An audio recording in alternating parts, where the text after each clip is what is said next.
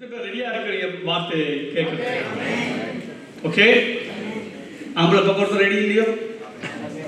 Okay, 3 பேர் ரெடியா இருக்கிறீங்க. எனக்கு ஒரு ஆள் ரெடியா இருந்தாலே காணும். ஒரு ஆள் இல்லாட்டி பரவாயில்ல, நான் ரெடியா இருக்கிறேன். அது ஒரே ஒரு ஆளுக்காவது பலன். ஓகே, அன்பின் பரலோக பிதாவே, இந்த அருமையான நாளுக்காய் நமக்கு நன்றி சொல்லுகிறோம். தேவ பிள்ளைகளோடு சேர்ந்து நம்முடைய வார்த்தையை கற்றுக்கொள்றதுல இருக்கிற இன்பம் வேற எதிலும் இல்லை ஆண்டவரே.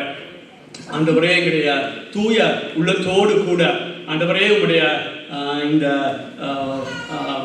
பாலுக்காய் நாங்கள் இயங்குகிறோம் ஆண்டவரே. இந்த நாளிலே என்னோடு சபையில இருக்கிற ஒவ்வொருவரோடும் ஆண்டவரை டிரான்ஸ்லேட் பண்ணும்போது டிரான்ஸ்லேட் பண்ற பிள்ளையோடும் இந்த சபையில் இருக்கிற ஒவ்வொருவரோடும் நீங்க இடைப்படுங்க. உங்களுடைய பரிசுத்த ஆவியானவருடைய வல்லமையினால் எங்களோடு நீங்க இடைப்படுங்க. நீங்க அப்படி செய்ய போறதற்காய் உமக்கு நன்றி. நம்மத்தில் வந்திருக்கிற ஆவியானவரை உமக்கு கோடி ஸ்தோத்திரம். இந்த நாளிலும் ஒரு மகிமையான காரியத்தை ஆவிக்குரிய வாழ்விலே செய்ய போறதற்காய் நன்றி. இயேசு கிறிஸ்துவின் நாமத்திலே பிதாவே. எல்லாம் வலகை விட்டுடாம சொல்லுவோம். பரிசுத்த நிச்சயமா அவங்களோடு பேசுவார், நீங்க பேசறாதீங்க. ஆகவே உங்களுக்கு தெரியும், நான் இந்த 2-3 கிழமையாய் நான் பாவத்தை குறித்து அதிகமாக பேசினேன். Depuis 2-3 semaines, je vous parle du péché. அதோட ஆழத்தை நான் சொன்னேன். Je vous ai parlé de sa profondeur. ஆனா நான் சொன்னேன், அந்த ஆழத்தை விட கிருபை உயர்வானது, பெரிது. Malgré sa profondeur, la grâce de Dieu est plus grande. நான் சொன்னேன், ஜோசப்புடைய அவன் பெஞ்சமினுக்கு மற்ற எல்லாத்தை விட 5 மடங்கு கொடுத்தது போல பாவத்தை விட இந்த கிருபை 5 மடங்கு பெருசு. Comme il a dit par rapport à Benjamin, il a donné 5 fois plus de grâce. Okay, நான் இப்போ சிம்பிள் கேள்வி கேட்கிறேன். ஏன் பாவத்தை விட கிருபை அவ்வளவு பெருசா இருக்கணும்? Je vous pose une question aujourd'hui très simple. Pourquoi la grâce de Dieu est plus grande que le péché? அதான், பாவம் அவ்வளவு பலமா இருக்கிறனால அதை மேற்கொள்றதுக்கு அதை விட பலமாக 5 மடங்கு எங்களுக்கு கிருபை தேவை. Le péché est tellement fort et difficile. Pour le combattre, il nous faut 5 fois plus la grâce de Dieu. நீங்க பியூரிட்டன்ஸ் புக்ஸ் வாசித்தால் அவங்க பாவத்தின் ஆழத்தை வர்ணிக்கும் போது எங்களுக்கு குலையெல்லாம் நடுங்கும். Si on lisait le livre que le pasteur a dit, quand on comprend la grâce de Dieu, on tremble. ஆனால் அவங்க பிறகு கிருபையை காண்பிக்கும் போது எங்களுக்கு வானத்துக்கு பூமிக்கு மேலால துள்ளி பாயிற ஒரு சந்தோஷம் உண்டாகும். Mais la grâce de Dieu nous donne tellement de joie qu'on peut sauter. இந்த கிருபைங்கிற வார்த்தையை ஒரு சொல்லல விவரிக்க முடியாது. On ne peut pas expliquer la grâce de Dieu avec un simple mot. பொதுவாக சொல்லுவாங்க, தகுதி இல்லாமல் கொடுக்கப்படுகிற ஒரு வெகுமதி. ஓகே, அது வெகுமதின்னு சொல்லல. Dieu donne la grâce à ceux qui sont pas dignes. சத்தியத்தை அப்படி சுருக்கி பிரசங்கம் பண்ண முடியாது. On peut pas dire la parole de Dieu, la vérité en simplement. ரட்சிப்பை இப்படி சுருக்கி பிரசங்கம் பண்ணா எங்களுக்கு ரட்சிப்பே என்னன்னு தெரியாம இருக்கிறோம். Le salut, on peut pas le raccourcir, il faut le développer. எந்த அளவுக்கு விரிச்சி பேச முடியுமோ கிருபையை அந்த அளவுக்கு விரிச்சி பேசணும். La grâce de Dieu, il faut énormément la développer pour pouvoir la comprendre. ஆகவே பாவம் அவ்வளவு ஆழமா இருக்கிறபடினால் இந்த இவ்வளவு பெரிய கிருபை இல்லாவிட்டால் எங்களால பரிசுத்தமாகிறதுக்கு முடியாது. Le péché est tellement profond que si on n'obtient pas la plus grande grâce de Dieu, on ne peut pas se purifier. ஆகவே அது நம்ம கவனமாய் கவனிக்கணும். Il faut faire très attention. ஒரு டைமண்ட் மாதிரி கிருபை பல பக்கத்துல பார்த்தா, ஒரு டைமண்ட்னா நீங்க பல பக்கத்துல பார்த்தா பலவிதமான கலர், பலவிதமான வடிவில் இருக்கும். La grâce, on peut la comparer à un diamant. Et quand on le tourne, il a de différentes formes et de différentes couleurs. இப்ப சுருக்கமா சொன்னால் எங்களுடைய ரட்சிப்பு முழுவதுமே கிருபை.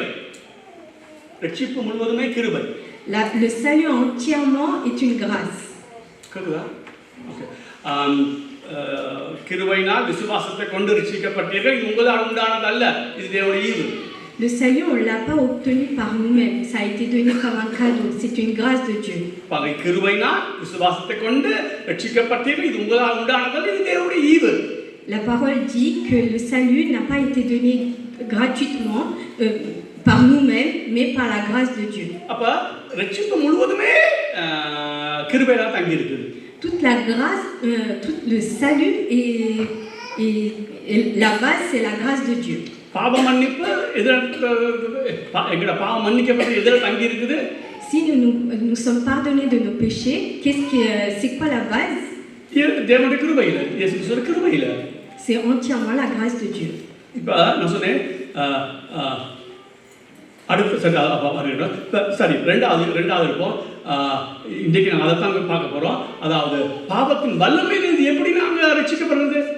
Le deuxième point que nous allons voir aujourd'hui, c'est comment être délivré de la profondeur du péché. அதுவும் கிருபையினால் தான். C'est aussi la grâce de Dieu. ஏன்னா ரட்சிப்பு முழுவதுமே கிருபை.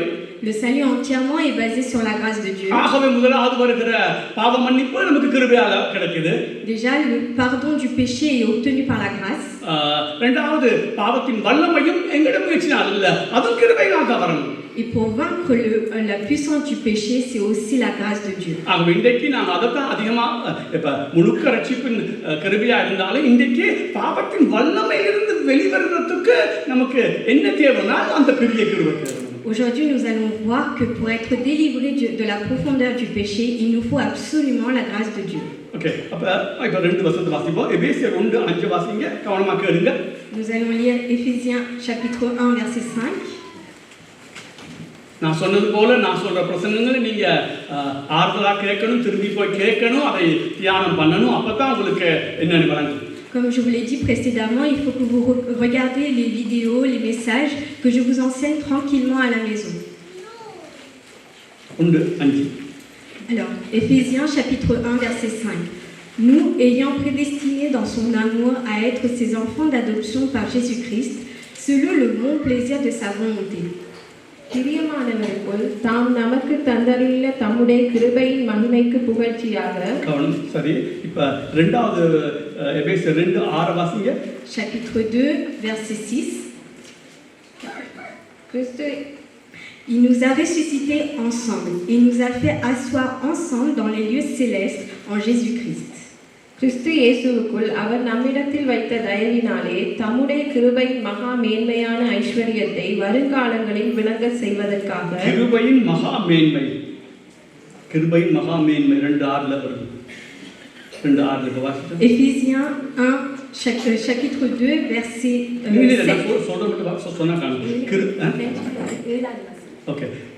நீங்க நான் சொல்றது சொன்னா காணும். கிருபையின் மகா மேன்மை. L'infinie richesse, c'est sa grâce par sa bonté. OK. இப்போ 1:5 வாசிக்க திருப்பி இருக்கா? எபேசியர் 1:5. Éphésiens chapitre 1 verset 5. Nous ayant prédestinés dans son amour à être ses enfants d'adoption par Jésus-Christ, selon le bon plaisir de sa volonté. பிரியமானவருக்குள் தாம் நமக்கு தந்தருள்ள தம்முடைய கிருபையின் மகிமைக்கு புகழ்ச்சியாக. கவனிங்க. கிருபையின் மகிமைக்கு புகழ்ச்சியாக. Comme il est écrit que c'est le bon plaisir de sa volonté. Il nous a prédestinés par sa grâce. கவனிங்க. இது சொல்லியிருக்குது கிருபையின் மகிமைக்கு புகழ்ச்சியாகத்தான் எங்களை ஏற்படுத்தி இருக்கிறார். Nous ayons prédestinés dans son amour à être ses enfants d'adoption. இப்ப கேட்கிறேன், நல்லா கவனிங்க. இப்ப கேட்கிறேன், நீங்க கிருபையினாலே பரிசுத்தமாகாவிட்டால் எப்படி கிருபைக்கு நீங்க புகழ்ச்சியா இருக்க முடியும்?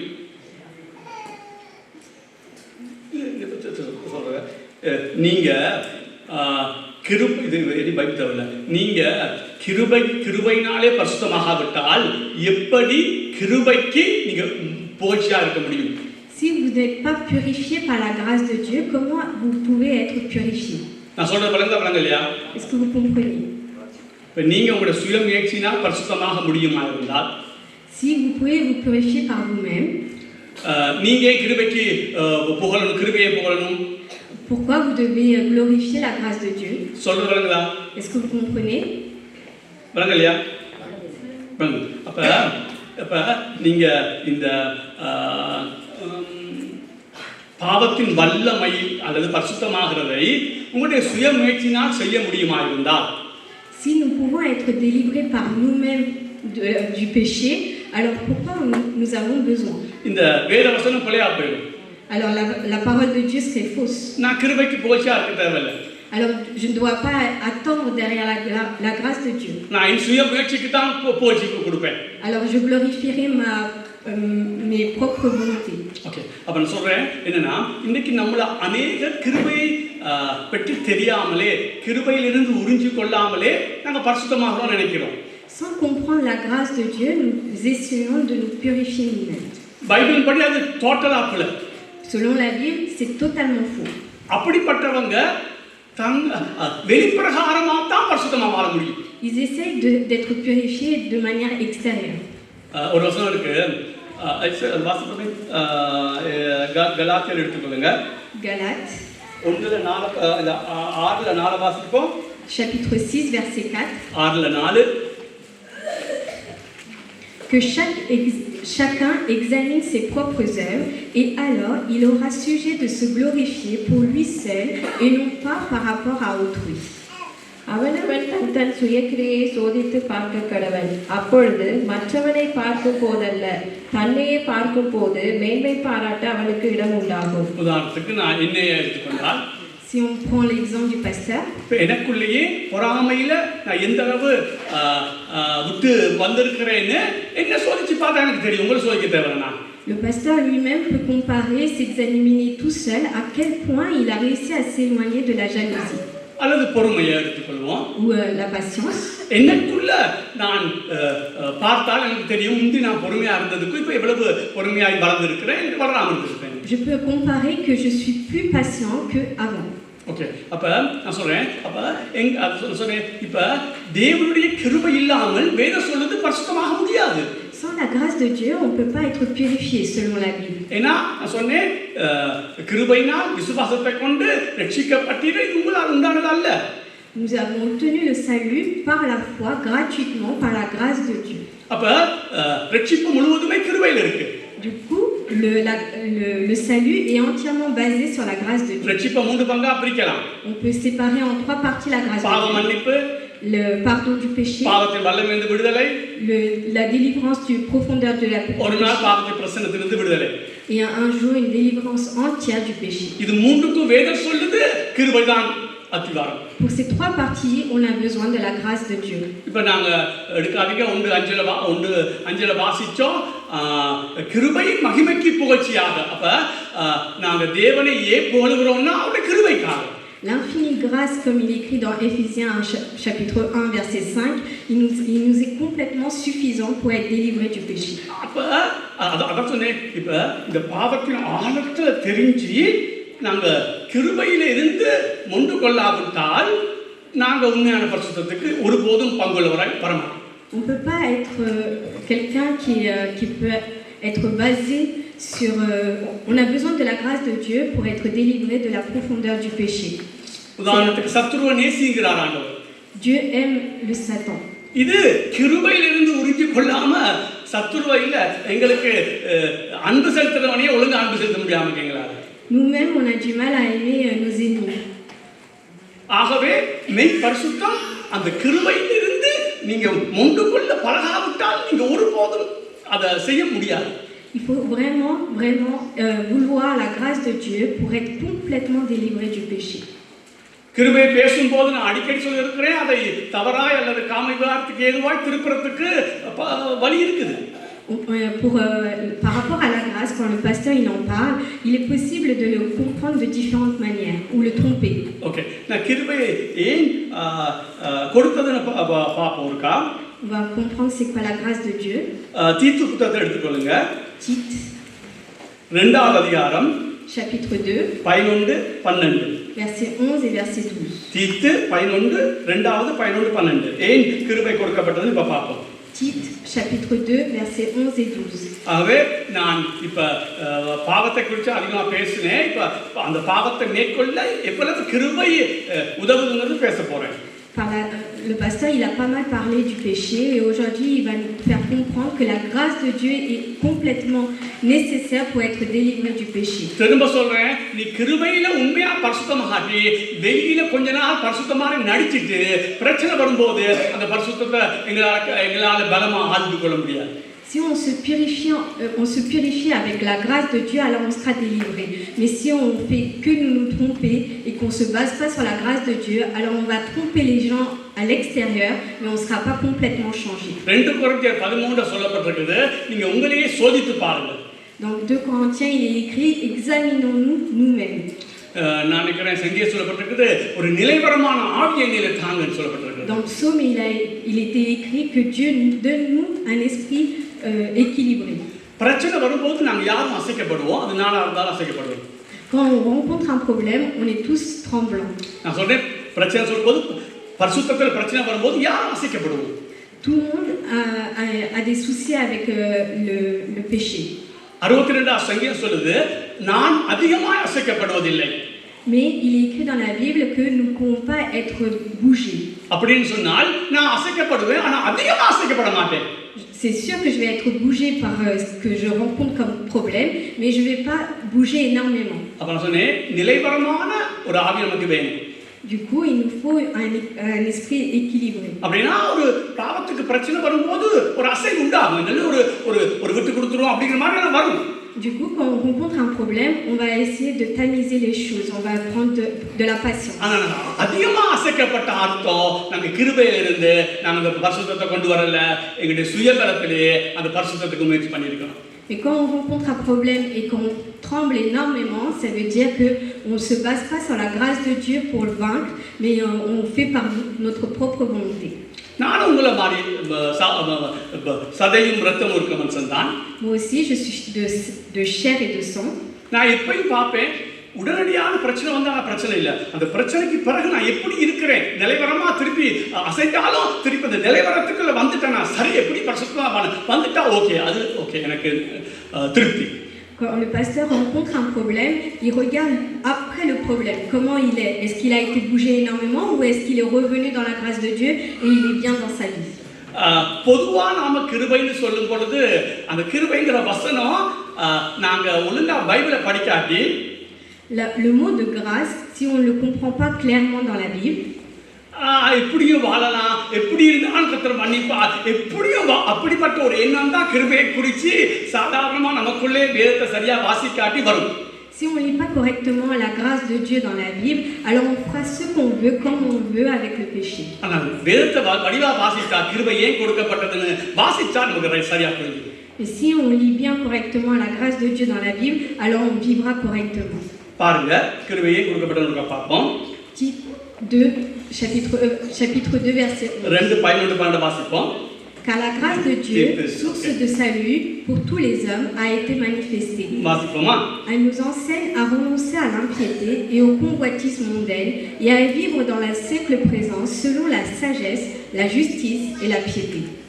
ஏனெனில் எல்லா மனுஷருக்கும் ரட்சிப்பை அளிக்கத்தக்க தேவ கிருபையானது பிரசன்னமாகி நாம் அவபக்தியையும் லௌகீக இச்சைகளையும் வெறுத்து தெளிந்த புத்தி நீதினா பரிசுத்தமாய் தேவ பக்தினா நாங்க ஜெபம் பண்றோம், தேவன் உண்மையா மதிக்கிறோம், அவரை ஆராதிக்கிறோம், தேவ பக்தியும் உள்ளவர்களாய் இவ்வுலகத்திலே ஜீவனம் பண்ணி. ஓகே, அப்ப இந்த கிருபை ஏன் பிரசன்னமானது? Pourquoi il nous a été donné la grâce de Dieu? அதாவது அவபக்திய லௌகிக இச்சைய வெறுத்து தெளிந்த புத்தியும் நீதியும் தேவ பக்தியும் உள்ள மனுஷனாய் நடக்கிறது. Pour renoncer à l'impiété, aux convoitises mondaines et à vivre dans le siècle présent avec la sagesse, la justice et la piété. நல்லா கவனிங்க, இந்த கிருபையை குறித்து தவறாக நீங்க புரிந்து கொள்ள கூடாது. Vous ne devez pas comprendre de travers la grâce de Dieu. கிருபை கொடுக்கப்பட்டது பாவம் செய்தால் மன்னித்து பிறகு நாங்க பரிசுத்தமாய் ஜீவிக்க.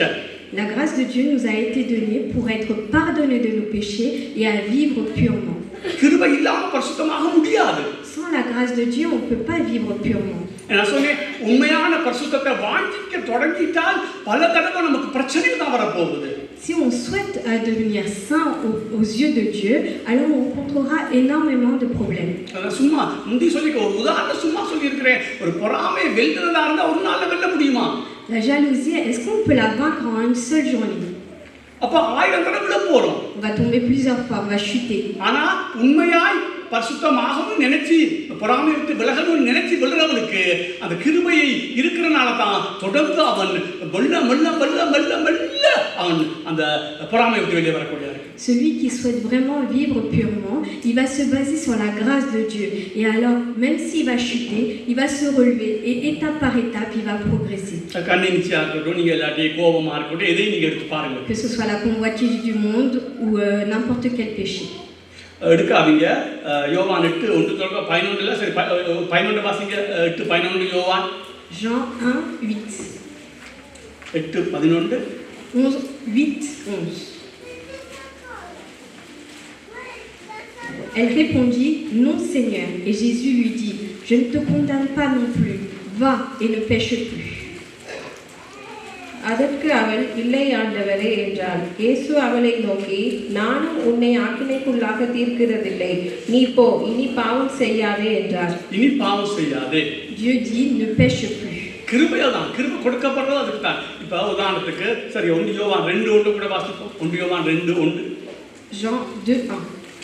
1 யோவான் 2:1. 1 யோவான் 1 Jean 2:1. Mes petits enfants, je vous écris ces choses afin que vous ne péchiez point. Et si quelqu'un a péché, nous avons un avocat auprès du Père, Jésus-Christ le juste. என் பிள்ளைகளே, நீங்கள் பாவம் செய்யாதபடிக்கு இவைகளை உங்களுக்கு எழுதுகிறேன். ஒருவன் பாவம் செய்வானானால் நீதிபதியாய் இருக்கிற இயேசு கிறிஸ்து நமக்காக பிதாவினிடத்தில் பரிந்து பேசுகிறவராய் இருக்கிறார். நீங்க உங்களுடைய எய்ம் வந்து பாவம் செய்யாம இருக்க பாருங்க. L'objectif ultime, c'est de ne pas pécher. அந்த பாவம் செய்வானா இருந்தால் அதுக்கு பிறகு குற்ற உணர்வோடு இருக்காத. இயேசு கிறிஸ்து ரத்தத்தை எடுத்து பூசிட்டு திருப்பியும் அதே பாவத்தை மேற்கொள்றதுக்கு முயற்சி பண்ணு. Mais si tu pêches, il faut que tu te laves par le sang de Jésus-Christ et que tu ne culpabilises pas et que tu avances. எபிரேயர் 4:16 வாசிப்போம். Hébreux 6:4. கிருபையை என்ன சொன்னீங்க? கிருபையை நீங்க கற்பனை பண்ணக்கூடாது. பைபிள்ல கிருபை கொடுக்கப்பட்டது பாவம் செய்தால் மன்னித்து முயற்சி பண்ணலாம். Hébreux chapitre 4 verset 16. Approchons-nous donc avec assurance du trône et de la grâce afin d'obtenir miséricorde de trouver grâce pour être secourus dans notre besoin. ஆதலால் நாம் இரக்கத்தை பெறவும் ஏற்ற சமயத்தில் சகாயம் செய்யும் கிருபையை அடையவும் தைரியமாய் கிருபாசன தண்டையிலே சேர கடவோம். நான் சொன்னேன் இரக்கம் பண்றதுனா என்ன? நம்ம பாவம் செய்தா நம்ம மன்னிப்பு கேட்கணும், அதான் இரக்கம். Si nous péchons, il faut demander pardon et être lavé du sang de Jésus-Christ. ஏன் கிருபை? Pourquoi la grâce? அந்த செய்த பாவத்தை நான் செய்யாம அடுத்த முறை செய்யாம வாழ்றதுக்கு முயற்சி பண்ணதா அந்த கிருபை நமக்கு தேவை. On a besoin de la grâce de Dieu parce que si nous péchons, pour pas le recommettre. Okay, இப்போ நாங்கள் பார்ப்போம். இப்போ கிருபையை கிருபையை பேசுறபடினால கிருபையை தவறாக புரிஞ்சு கொள்ளக்கூடாது. Il faut pas comprendre de travers la grâce de Dieu. நான் முதல் சொன்னேன் கிருபை மகிமைக்கு புகழ்ச்சியாக ஏற்படுத்தி இருக்கிறார். ஆகவே நீங்க கிருபையை கொண்டு பரிசுத்தமாகாவிட்டால் நீங்க உண்மையான பரிசுத்தத்துக்கு வரவே இல்லை. On a besoin de la grâce de Dieu, son infinie grâce, pour être libéré du péché. நான் சொன்னேன் ஏன் கிருபை அவ்வளவா தேவைன்னு சொன்னால் பாவம் சரியான வல்லமை உள்ளது. Le péché est énormément beaucoup puissant. அதை மெல்ல மெல்ல தான் நாங்க என்ன சொல்றது மகிமை மேல் மகிமை அடைந்து பரிசுத்தமாக முடியும். C'est par la grâce de Dieu que nous pouvons être libérés étape par étape. ஆகவே அந்த நேரத்துல நாங்க விழுந்தால் எங்களை மன்னிக்க அந்த கிருபை தேவை. Si nous chutons, on a besoin de la grâce de Dieu pour nous relever. மன்னிக்கப்பட்ட கிருபை போதாது, மன்னிச்ச பிறகு நாங்க இன்னும் முயற்சி பண்றதுக்கு என்னை பலப்படுத்துற கிறிஸ்துவால எதை செய்ய முடியுங்கிறதுக்கு எங்களுக்கு கிருபை தேவை.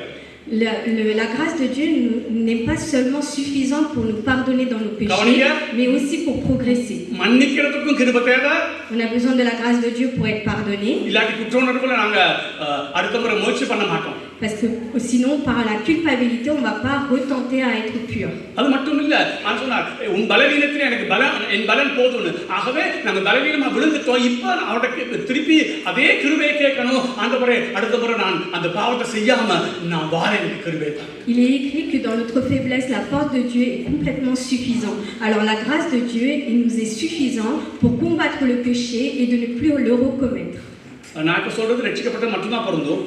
Alors, ce verset, je le dis aux personnes qui sont sauvées. இப்போ நீங்க பரிசுத்தத்துல வளர முயற்சி செஞ்சு விழுந்து என்னடா வாக்குன்னு அப்படி ஒரு நினைவுல நீங்க இல்லாட்டி நான் சொல்றது உனக்கு தேவையில்லை. Celui qui comprend, c'est celui qui va essayer de vivre purement dans sa vie et qui chute et qui ne sait pas comment se relever. அதனால நான் சொன்னேன் ரட்சிக்கப்பட்டவங்க மட்டும்தான் இது பொருந்தும். Alors, ces paroles sont destinées aux personnes qui sont sauvées. Okay, இப்போ அந்த அப்ப நான் சொன்னேன் அதுக்கு நான் சொன்னேன் கிருபையை காமல் வார்த்தைக்கு எதுவும் திருப்பக்கூடாது. Alors, nous devons comprendre la grâce de Dieu correctement. அதுக்கு தான் நான் சொன்னேன் தேவனுடைய கிருபை பிரசன்னமான காரணம் நாங்கள் லௌகீக இச்சையை விட்டு நீதியாய் தேவபக்தியாய் வாழறதுக்கு தான் அந்த கிருபை தேவன் எங்களுக்கு வாங்கி தந்தார். Dieu nous a donné sa grâce et il l'a glorifié pour être complètement délivré du péché. அந்த பிள்ளைக்கு யார சொன்னாரு, நீ இனி பாவம் செய்யாத. Il a dit à cette jeune femme, ne pêche plus. அவ இவ்வளவு செஞ்சது பரவாயில்ல, இனி நிப்பாட்டி முயற்சி பண்ணு, பாவம் செய்யாம வாழ. Tu as péché, c'est vrai, mais tu as été pardonné. Maintenant, ne pêche plus. Essaye de progresser. Okay, இப்போ கிருபையை பற்றி பார்ப்போம். யோவான் சுவிசேஷம் 1:16-17 வாசிப்போம். Jean, chapitre 1, verset 16. 16-17. 16-17. Et nous avons tous reçu de sa plénitude et grâce pour grâce.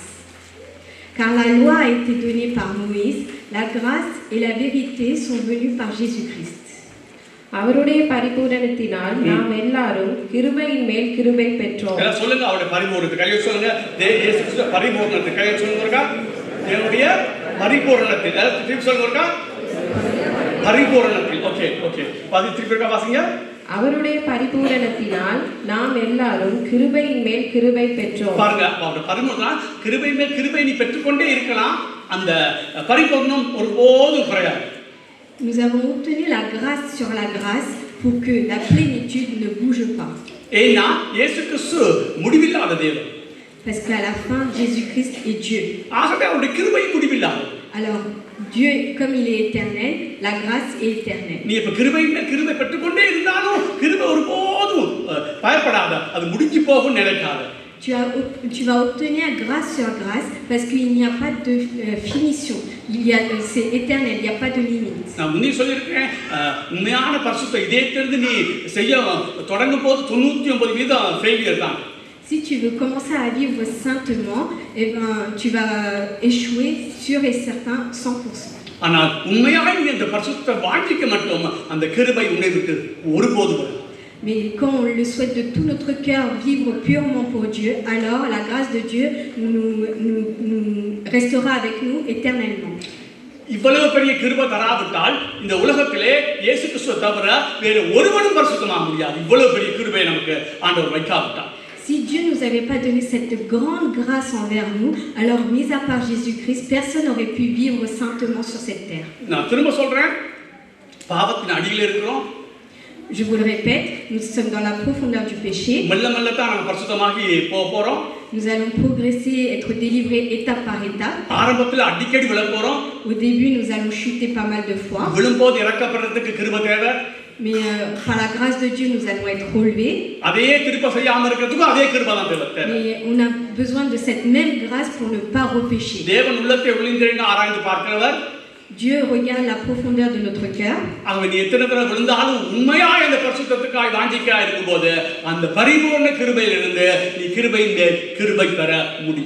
Même si tu pêches, Dieu voit la profondeur de ton cœur que tu souhaites être complètement délivré. Alors la grâce sur grâce est obtenue pour être délivré complètement. On va relire Jean 1, versets 16 et 17. அவருடைய பரிபூரணத்தினால் நாம் எல்லாரும் கிருபையின் மேல் கிருபை பெற்றோம். இந்த வார்த்தை நல்லா ஆராய்ச்சி பாருங்க. கிருபையின் மேல் கிருபை. நான் சொன்னேன், அலைகள் ஓய்வதில்லை. அலை எத்தனை தரம் நீங்க போய் நின்றாலும் அது ஓயாது, அடித்து கொண்டே இருக்கும். அதுபோல் தான் உண்மையா ரட்சிக்கப்பட்டு உண்மையாய் பரிசுத்தம் வாங்கிக்கிறவனுக்கு அலை ஓய்வதில்லை. கிருபை மேல் கிருபை பெற்றுக்கொண்டே நீ இருப்பாய். Même si le péché vient dans notre vie comme une tempête, malgré tout la grâce de Dieu nous relève et nous met sur le droit chemin. எனக்கு என்ன பயம், அநேகம் நாம உள்ளத்துல பரிசுத்தமாக விருப்பம் இல்லை, நாங்கள் ரட்சிக்கப்படல. சில நேரத்தில் கொஞ்சம் கொஞ்சம் பரிசுத்தமாக விருப்பம் மாதிரி இருக்கும் போதை வச்சுக்கொண்டே பரிசுத்தமா நான் ரட்சிக்கப்பட்டோம் நம்ம நினைச்சிருக்கோம். Le pasteur a peur que certains dans l'église espèrent être sauvés et qui avec un petit peu de souhait ils peuvent être délivrés, mais ce n'est pas cela. Nous avons besoin de la grâce de Dieu. OK, 18 வாசிங்க. 17 எப்படியெனில் நியாயப்பிரமாணம் மோசேயின் மூலமாய் கொடுக்கப்பட்டது, கிருபையும் சத்தியமும் இயேசு கிறிஸ்துவின் மூலமாய் உண்டாயின. கிருபையும் சத்தியமும், கிருபை தனியே வராது, சத்தியத்தோட சேர்ந்து தான் வரும். La grâce de Dieu a été donnée avec la vérité. நான் சொன்னேன், இன்னைக்கு சபையில வேதத்தை வாசிக்காதபடினால கிருபைன்னு சொன்னோடனே எல்லா பாவமும் செய்யலாங்கிற எண்ணம் தான் வருது. அது ஒன்றுமே ஆண்டவர் கேட்க மாட்டாங்க. என்னன்னா வருது. Dans l'église, quand on parle de la grâce de Dieu, si on ne comprend pas la parole de Dieu correctement, alors nous pensons que nous pouvons nous délivrer nous-mêmes. அநேகர் தன்னை பற்றி ஆராய்ச்சி பார்த்ததே இல்லை. நான் சொன்னது போல மற்றவங்களை பற்றி தான் அதிகமா எண்ணத்தோட வாழ்ந்துட்டு இருக்கோம். Beaucoup nous ne nous examinons pas nous-mêmes, mais regardons les autres. ஒருவன் தன்னைத்தானே ஆராய்ச்சி பார்க்கும்போது தான் அவன் மேன்மை பாராட்ட அவனுக்கு இடம் உண்டு.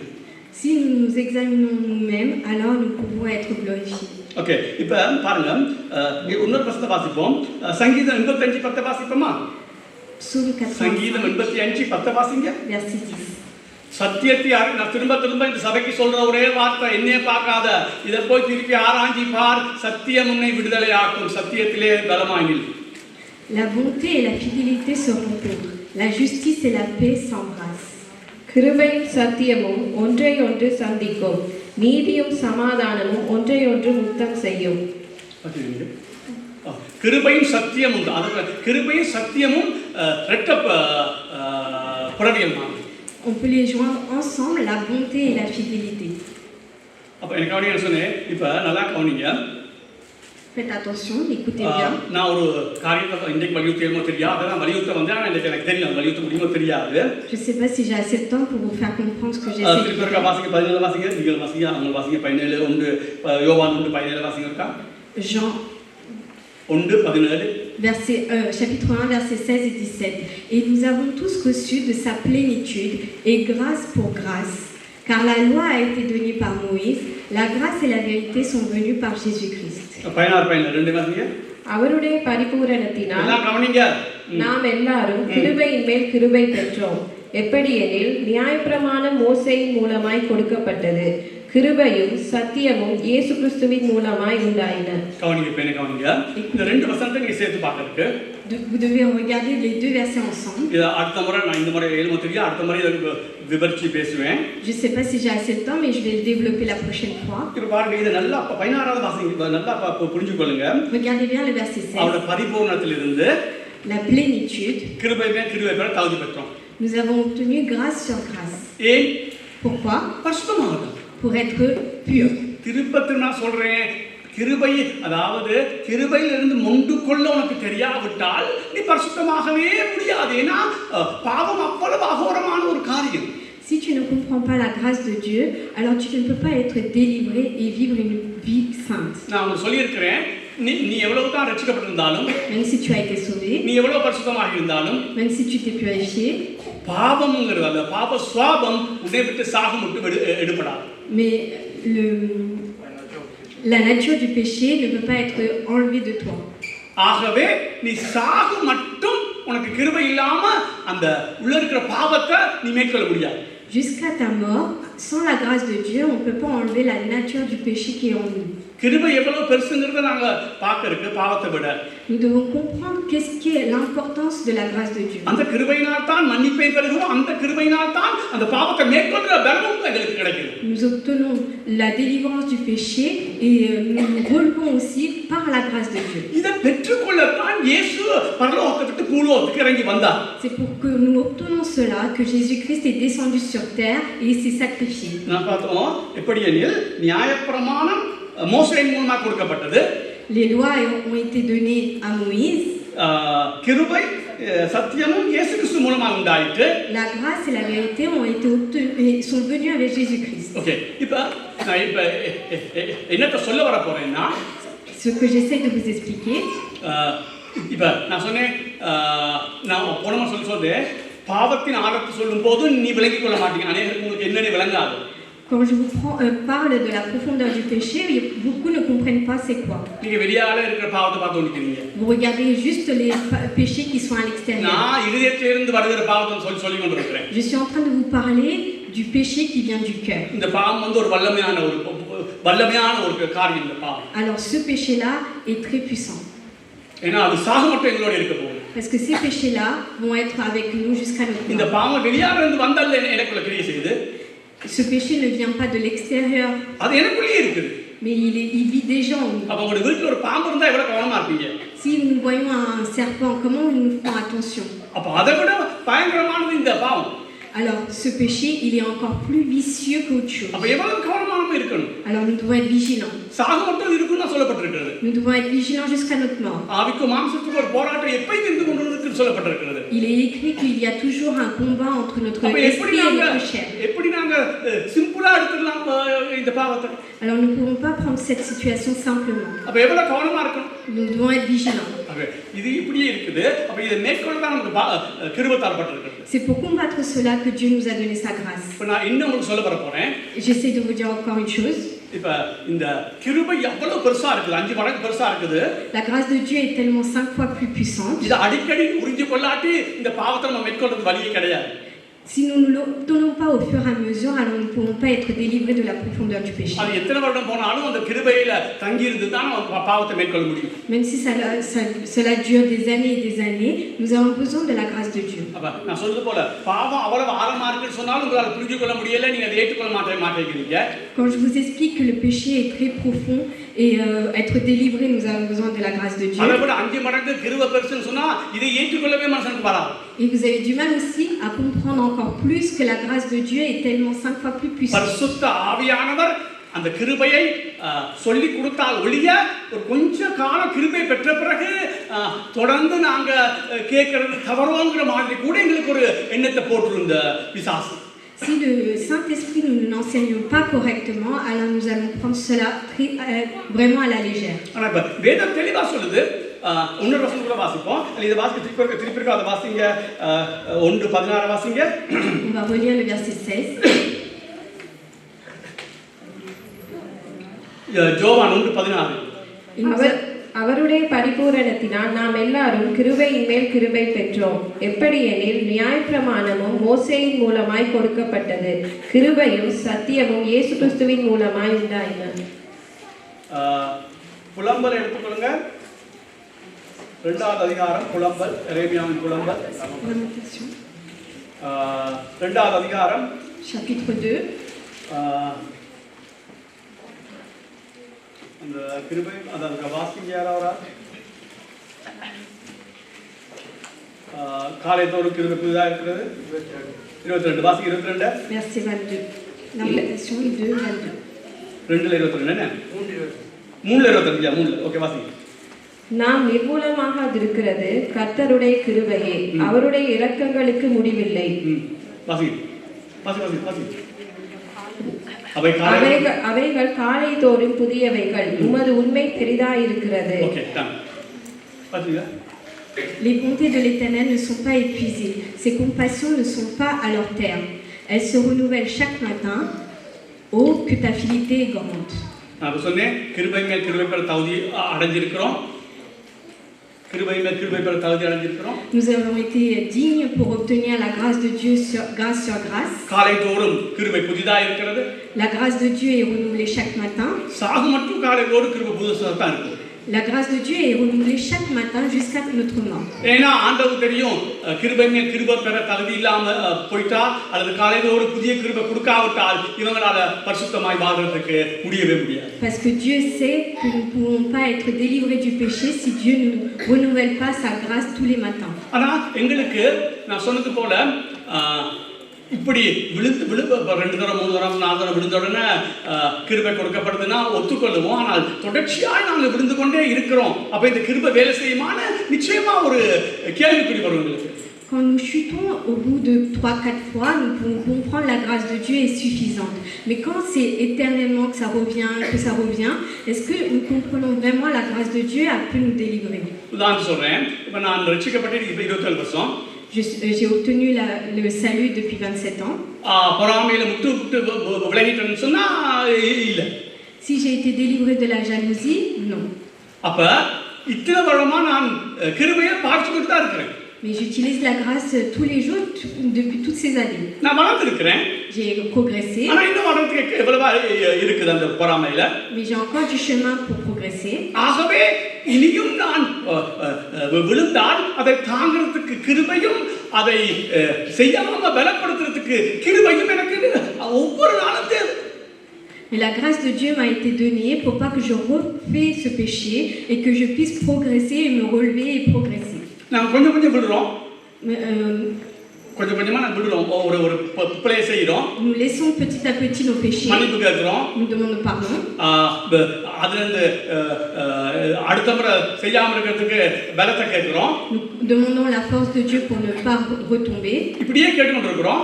Nous redemandons cela infiniment. ஒரு மாசத்துல முந்தி இருந்த பொறாமையை விட இப்ப பொறாமப்படாத ஒரு பொறாமை குறைஞ்சு கொண்டு போகுது. Mais au bout d'un mois, nous avons progressé par rapport à avant. ஆனா வேற சொல்லுது, இயேசுநாதர் வரும்பொழுதுதான் நான் பொறாமை முழுக்க இல்லாம ஆக்க முடியும். Mais c'est à la venue de Jésus-Christ que nous allons être complètement délivrés de ce péché. அப்படின்னு சொன்னால் காலைதோறும் கிருபை புதுசா இல்லாவிட்டால் கிருபையின் மேல் கிருபை பெற ஒவ்வொரு முறை விழும்போது கிருபை பெற நம்ம தகுதி உள்ளவர்களாக இல்லாவிட்டால் எப்படி நாங்கள் உண்மையான பரிசுத்தத்தை அடைவோம்? Comment nous allons obtenir la délivrance totale si nous n'avons pas la grâce sur grâce qui se renouvelle chaque matin? யோசிச்சு பாருங்க. Réfléchissez. இன்னைக்கு நான் சொல்ற பிரசங்கங்கள் அநேகருக்கு விளங்காது. Beaucoup ne comprennent pas ce que je suis en train de prêcher. நீங்க சிந்திக்கணும். Vous devez réfléchir. இல்ல திரும்ப போய் படிச்சு திரும்ப போய் கேட்டால சிந்திக்கணும். Sinon, vous devez retourner chez vous, réécouter et analyser pour mieux comprendre. நான் உண்மையாய் பரிசுத்தமாக எப்படின்னு தான் சொல்லிக் கொண்டிருக்கிறேன்.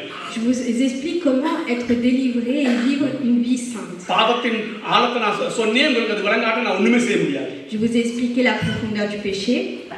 நான் போன 2 கிழமை சொன்ன அந்த பாவிகளுக்கு தான் நான் இந்த கிருபை பற்றி பேசிக் கொண்டிருக்கிறேன். C'est pour les pécheurs que j'ai expliqué il y a 2 semaines que je suis en train de parler de la grâce de Dieu. நீங்க அந்த அளவுக்கு பாவியில நினைச்சா உனக்கு கிருபையும் தேவையில்லை, நீ ரட்சிக்கப்படவும் இல்லை. ஏன்னா கிருபையின் மகிமை புகழ்ச்சிக்காக ஏற்படுத்தி இருக்கிறது.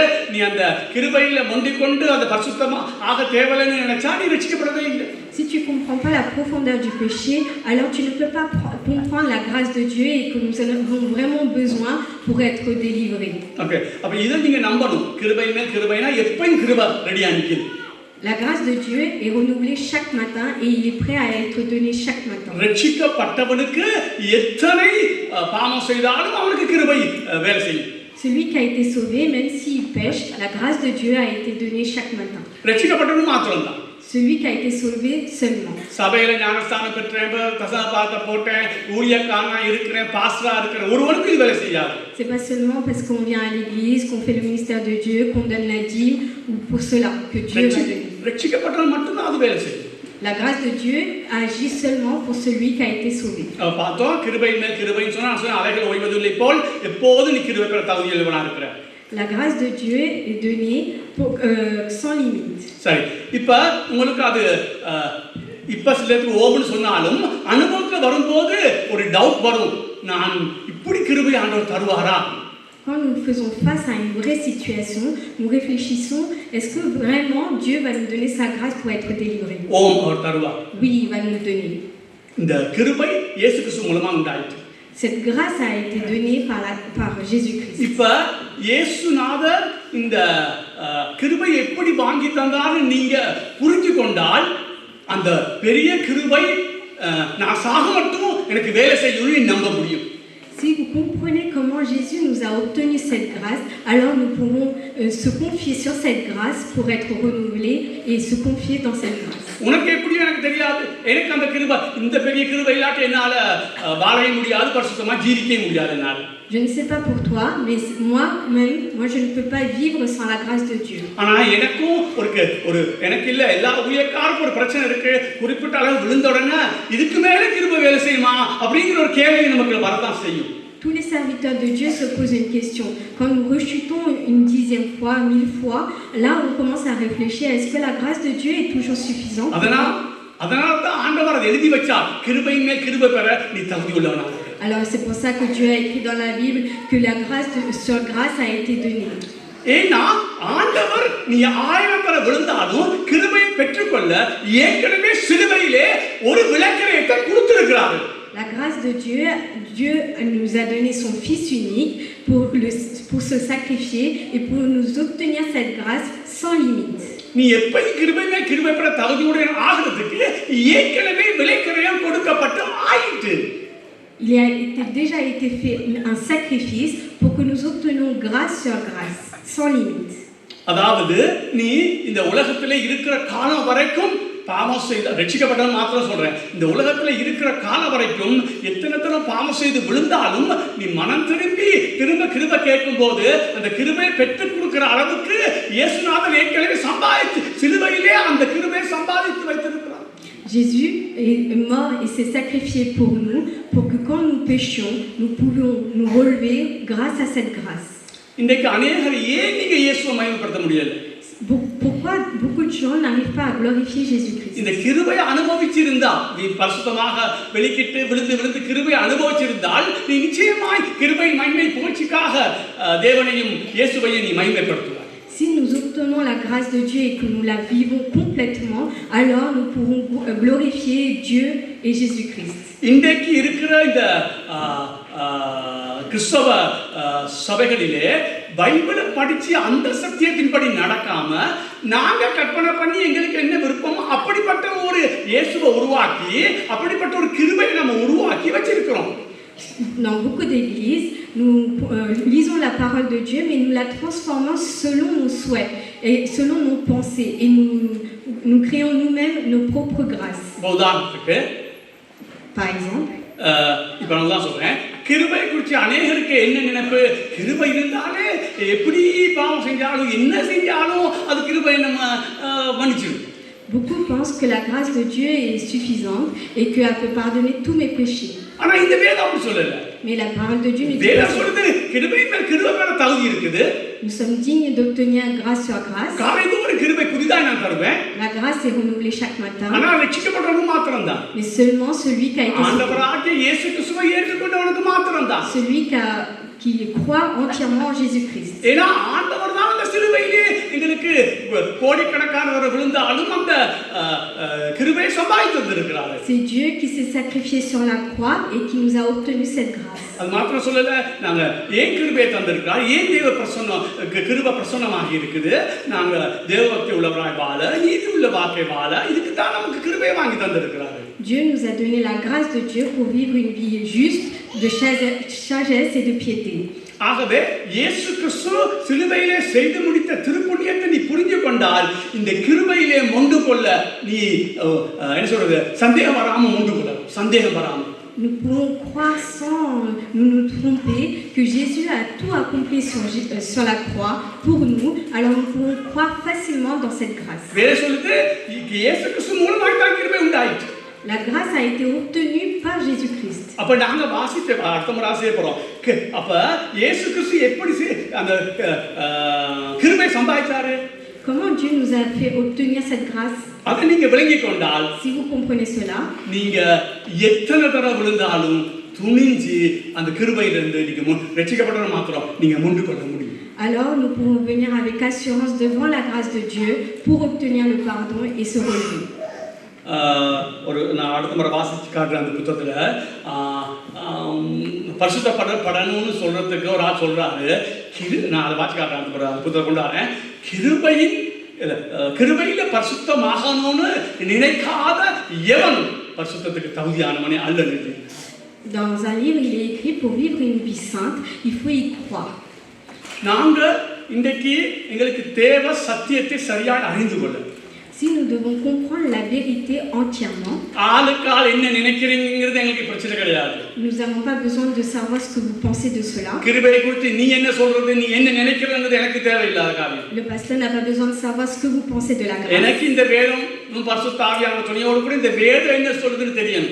Moi j'ai juste besoin de savoir ce que Dieu dit selon de la grâce dans la Bible. சொல்லி முடிக்கிறேன். இந்த பாவத்தின் ஆழத்தை மேற்கொள்ள இந்த பெரிய கிருபையை சரியாய் நீ படிச்சு புரிந்து கொள்ளாவிட்டால் உன்னால பரிசுத்தமாக முடியாது. Si tu lis pas correctement la Bible pour comprendre la profondeur du péché et la grandeur de la grâce, alors tu ne peux pas être complètement délivré. நீ கிருபையை பெறாமல் பரிசுத்தமாகுவாயா இருந்தால் அது உண்மையான பரிசுத்தம் இல்லை. Si tu vis une vie sainte sans la grâce de Dieu, alors ce n'est pas pour de vrai. நாங்க பார்த்தோம் தேவன் எங்களை உண்டாக்கினது கிருபையின் மகிமைக்கு புகழ்ச்சியாக. Dieu nous a donné sa grâce infiniment pour lui. ஆகவே நீ விழும்போது அந்த கிருபையை பெற்றுக்கொண்டு பெற்றுக்கொண்டு பெற்றுக்கொண்டு நீ நீ பரிசுத்தமாகாவிட்டால் நீ உன்னைத்தான் மகிமைப்படுத்துவ. அந்த கிருபைனா இயேசுவை நீ மகிமைப்படுத்துவ. quand nous tombons et que nous ne nous appuyons pas sur la grâce de Dieu, alors nous allons nous glorifier nous-mêmes, mais pas Dieu. மாம்சமான எவனும் தேவனுக்கு முன்பாக மேன்மை பாராட்டத்தபடி அப்படியே செய்தார். Nous sommes indignes d'être quelqu'un qui se glorifie, ceux qui sont faits de chair et de poussière. முழுவதும் கிருபை. Tout est grâce de Dieu. இப்ப நான் இன்றைக்கு சொல்ற கிருபை இந்த பரிசுத்தமாகிறது அல்லது பாவத்தின் வல்லமையிலிருந்து வெளிவரத்துக்கு கிருபையை குறித்த சரியான அறிவு உள்ளத்துல வேதத்தின் ஊடாக அந்த அறிவில்லாவிட்டால் கொஞ்ச காலம் நீ கிருபையில வாழ்ந்துட்டு பிறகு ஐயையோ இதெல்லாம் இந்த அளவுக்கு கிருபை தர மாட்டார்கள் நீ விட்டுட்டே ஓடி கிருபை பெற்று ஒழுங்கா தெரியாது.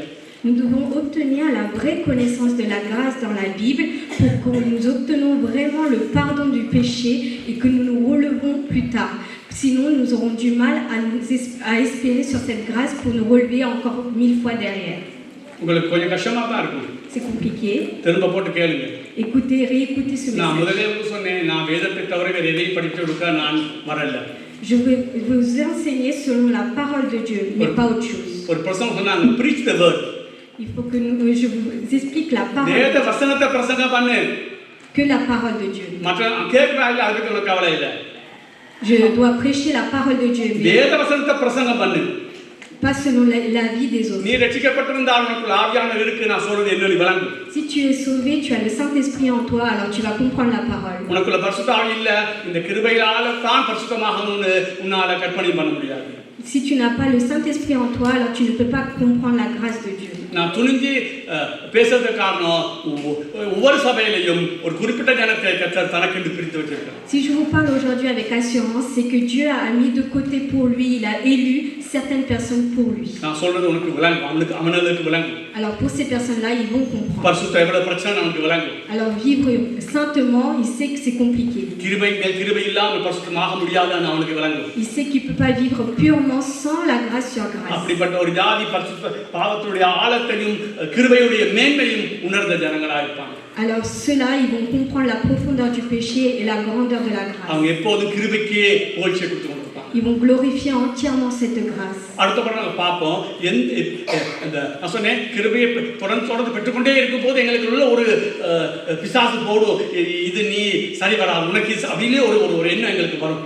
Le Satan va venir nous perturber que nous ne pouvons pas encore espérer sur la grâce, sur cette grâce immense. ஆனால் நீ இயேசு கிறிஸ்து எப்படி அந்த கிருபையை சம்பாதிச்சதுன்னு நீ சரியா மூளையில பிடிச்சு கொண்டால் ஆவியானவர் மூலமாய் நீ துணிஞ்சி கிருபை பெற காலைதோறும் அந்த கிருபையில களி கூற அந்த கிருபைதான் வாழ்க்கைங்கிறத எத்தனை தடவை இருந்தாலும் கிருபையினை தாங்குங்கிறதுல நீ சந்தேகப்படாம நீ ஓட முடியும். Nous pouvons voir que si nous comprenons par le Saint-Esprit que la grâce de Dieu a été obtenue par Jésus-Christ, alors nous ne défaillerons pas et nous aurons une assurance sur cette grâce. ஜெபம் பண்ணுமா?